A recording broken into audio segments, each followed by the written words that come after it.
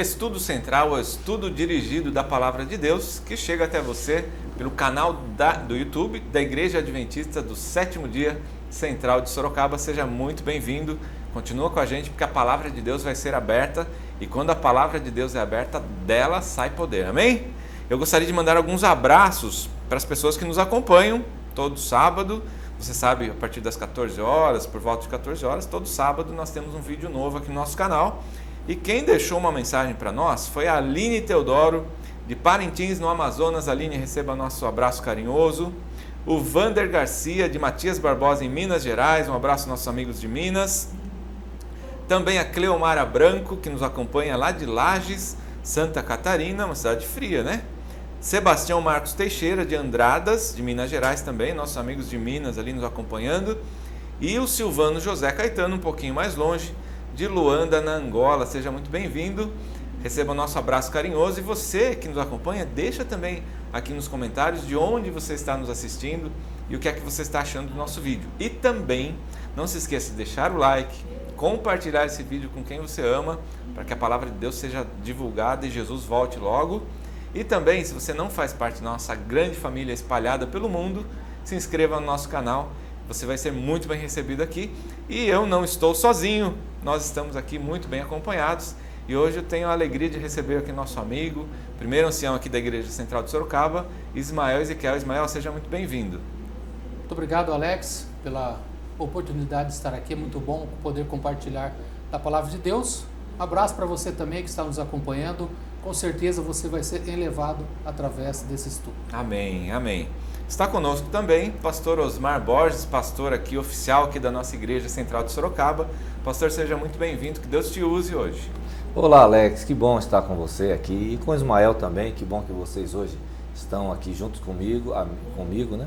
E também você que está conectado aí conosco, que bom que você não nos abandonou, que bom que você está aí, compartilha esse link com mais pessoas e que nós possamos usufruir desse estudo tão poderoso da Palavra de Deus. Amém, amém. Pastor, pode orar para nós, por favor? Vamos orar. Senhor Deus, muito obrigado pelo seu cuidado, pelo seu carinho e por mais esta oportunidade de estudarmos a sua Palavra. Fique conosco, é o que nós clamamos em nome de Jesus. Amém. Amém, amém. Muito bem, nós já chegamos na lição de número 7, vou pegar aqui o meu guia de estudos, que é a lição da Escola Sabatina, você já sabe. Está aqui na descrição do vídeo o link para você baixar o PDF, caso você ainda não tenha a lição. Mas se você quiser adquirir uma lição como esta, para o próximo trimestre, basta acessar cpb.com.br e faça ali a sua assinatura. Já estamos na metade do trimestre, né? Lição de número 7, são 13, né? Praticamente passamos um pouquinho da metade aqui. E o tema, bem-aventurados os que creram. Certamente se o tema da lição está dizendo bem-aventurados os que creram, porque alguém não creu, né? A palavra chegou até alguém e essa palavra voltou sem ter o efeito correto. Mas a lição de sábado traz para a gente um apanhado do que vai ser o nosso estudo e a forma com que algumas pessoas ali na Bíblia descreveram Jesus. Então, João descreveu Jesus como o Cordeiro de Deus, e a gente complementa, né, que tira o pecado do mundo.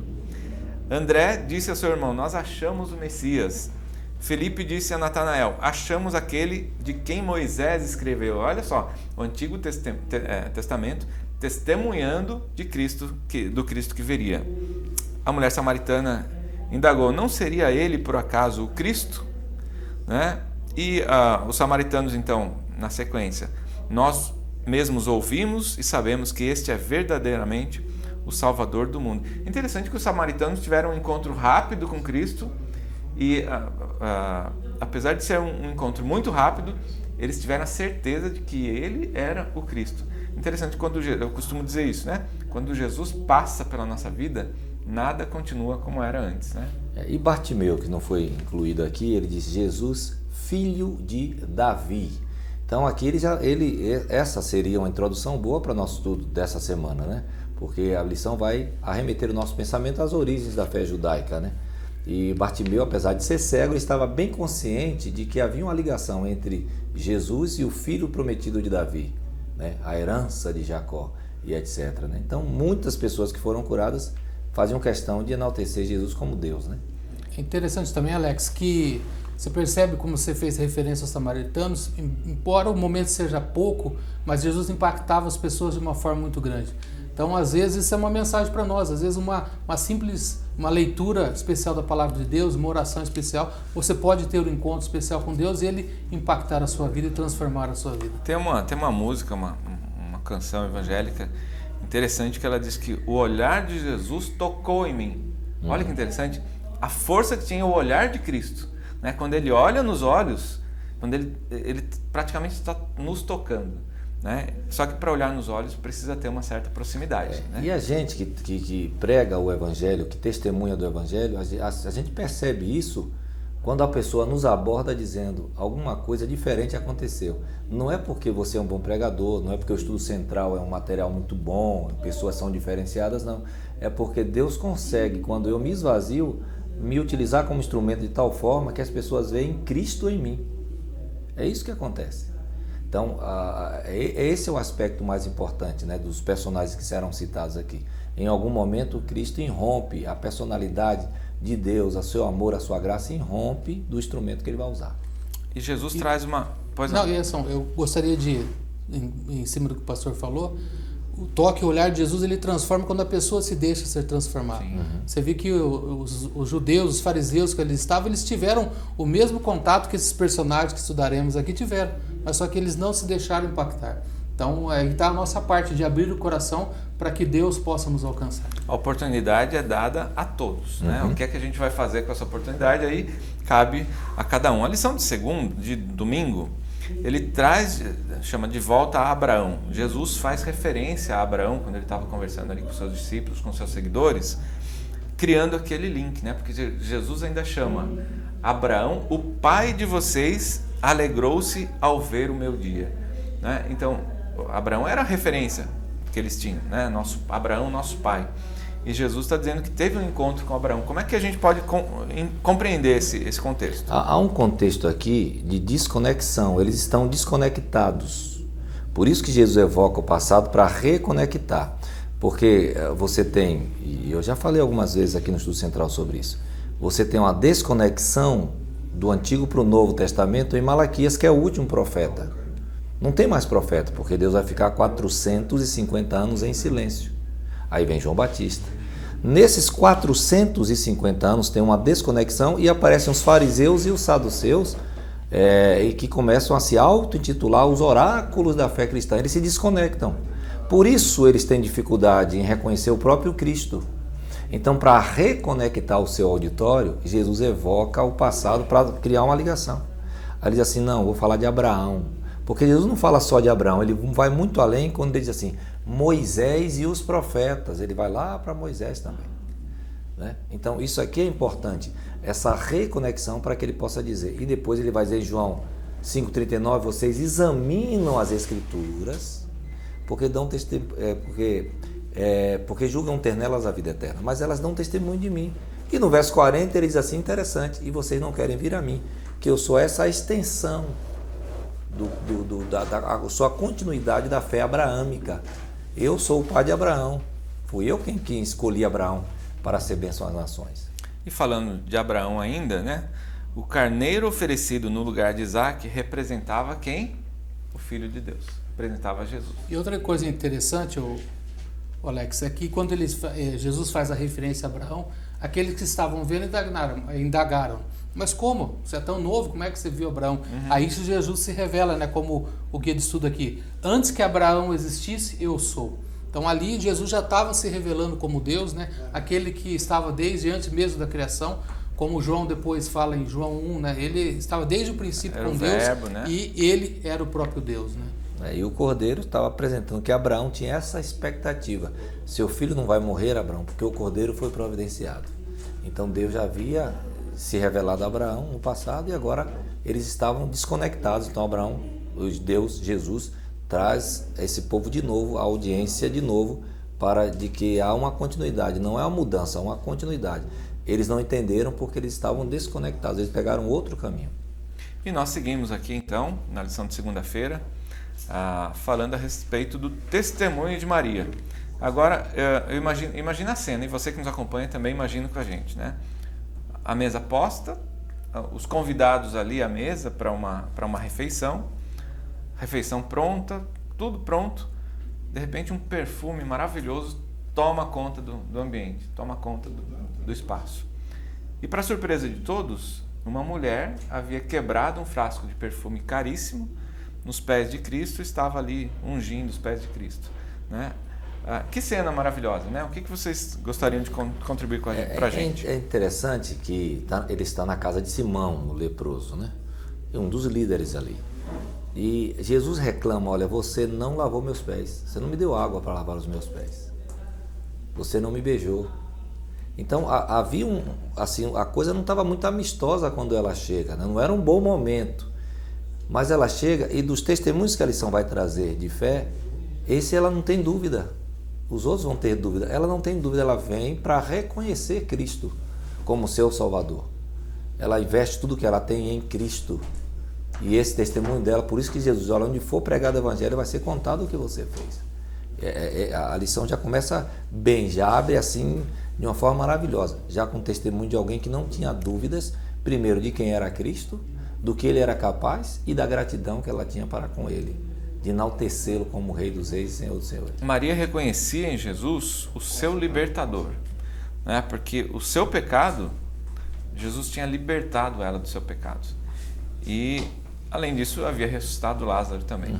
Né? Então, o amor que ela tinha por Cristo ali naquele momento, a gratidão, não só o amor, mas a gratidão que ela tinha, porque o pecado nos traz um peso, né? O peso do pecado, o fardo é pesado. E quando Jesus nos liberta, você se sentir livre novamente, é maravilhoso, né? E ela revelava essa gratidão nesse momento. E é interessante, Alex, que ela materializou essa gratidão, né?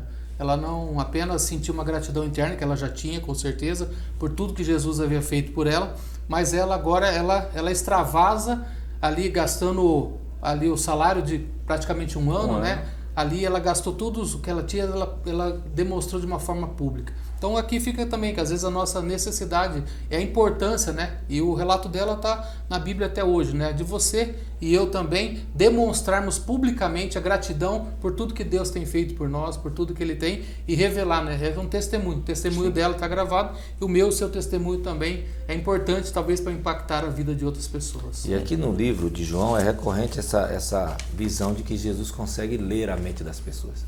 Então ele leu o coração do Simão, que estava assim preconceituosamente pensando que aquela mulher não deveria estar ali, leu o pensamento dela, da gratidão, leu o pensamento de Judas quando ele se une com o povo para recriminar a ação dela. E João, no capítulo 12, ele vai fazer questão de revelar, não, porque ele era ladrão, ele roubava. Então é o intuito do coração de cada um, né? Isso aqui é maravilhoso, que nós precisamos entender que perante Deus nós sempre estamos nus. Porque não tem como mentir, nós precisamos ser sinceros para com Deus, para que Ele nos perdoe.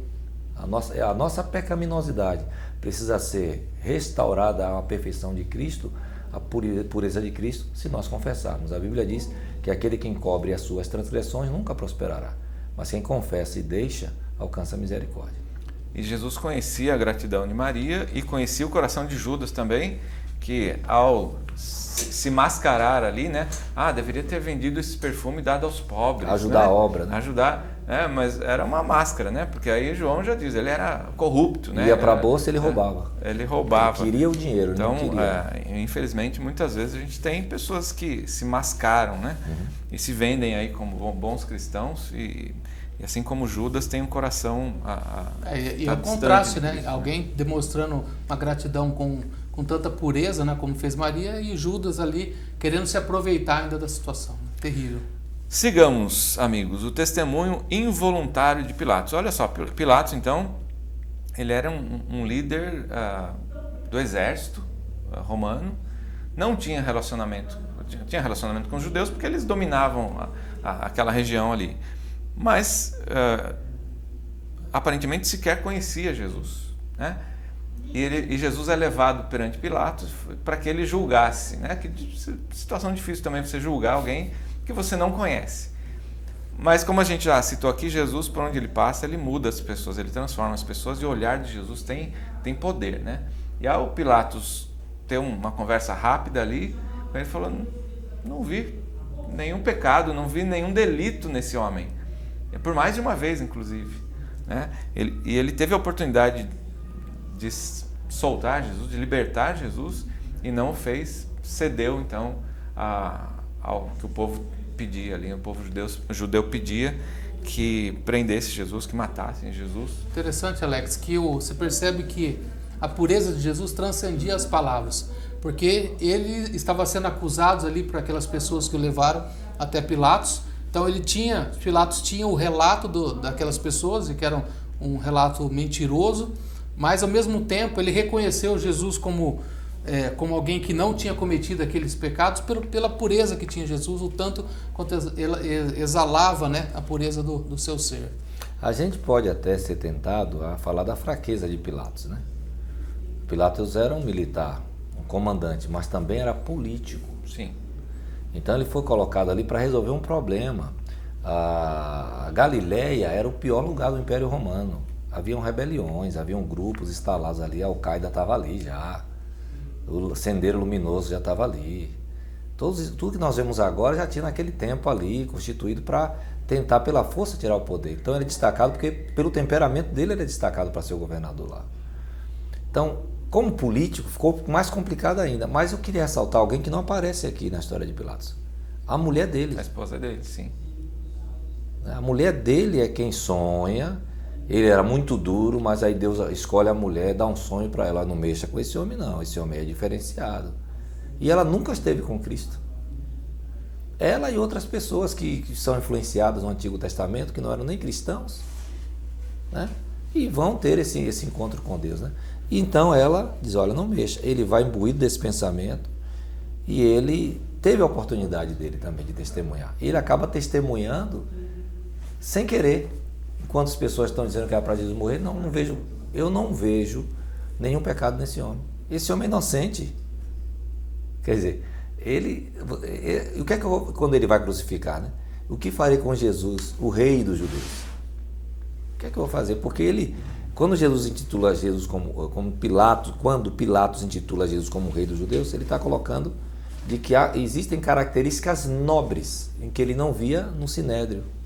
Interessante. Isso é interessante, ele está testemunhando. E isso é que dá mais raiva ainda no fariseu. Se você não matar esse homem, você não é amigo. Aí apela para a política. Você não é amigo de César. A gente vai bater um fio para César aqui e dizer que você também está apoiando outro rei que não é César. Então, a mente de Pilatos, ela deve ter sofrido muito, mas ele acaba testemunhando sem querer. E você que nos acompanha, quem é o rei do seu coração? Para quem você tem ofertado o seu coração? Para quem você tem aberto o seu coração? Jesus está aí batendo a porta. Ele diz, estou batendo a porta. Se você abrir, eu vou entrar e vou cear com você. Vou ter uma refeição com você. Nós teremos intimidade, teremos proximidade. Ele só está esperando isso aqui, de você, olha, abrir a porta para receber, para que ele possa entrar, para que você possa recebê-lo aí, que você possa fazer diferente, então, de Pilatos, ao invés de condenar Jesus, recebê-lo na sua vida. E temos, então, o testemunho de Tomé, que nos remete ao verso, para memorizar lá da lição de sábado. Jesus lhe disse, você creu porque me viu.